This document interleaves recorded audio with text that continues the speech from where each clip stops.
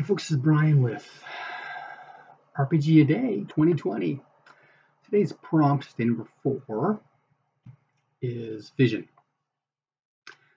And I wanted to start out with how my vision has changed along a different thread.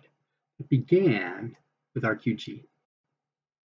Lots of role-playing games, you've got to find some way or invent a way to mash together all these disparate characters. So why are they all together? That kind of thing. Whereas with Runequest,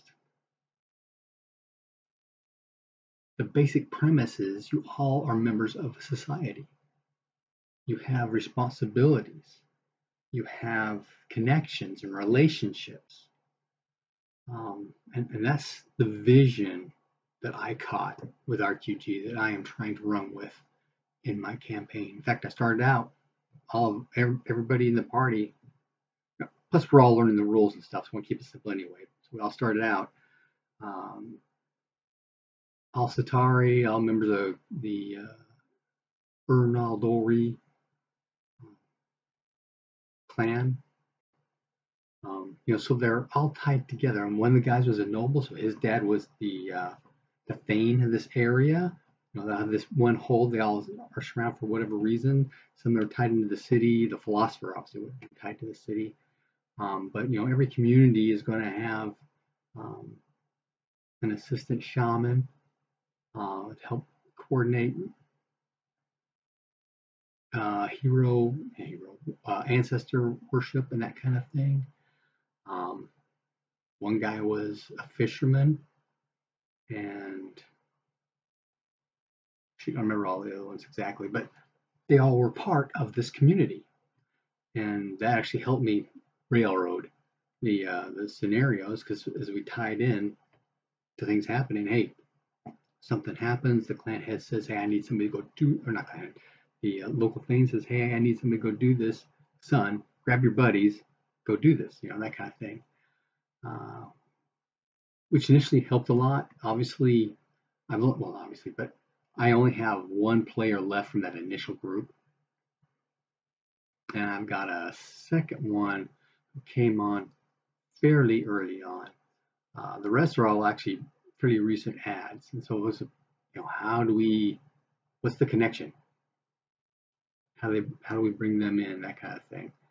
In fact, this very last one, the player felt that his character concept was not fitting in, and he was willing to do anything else. So he became Orlanthe. Well, once the session ended, that guy went home to go do what he was doing.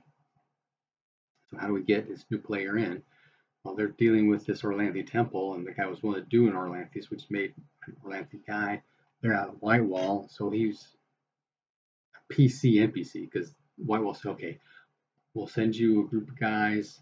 I can get you an initiate and a handful of lay members to establish your base camp, so you've got a safe place to get to while you guys are checking out the city and the temple and stuff.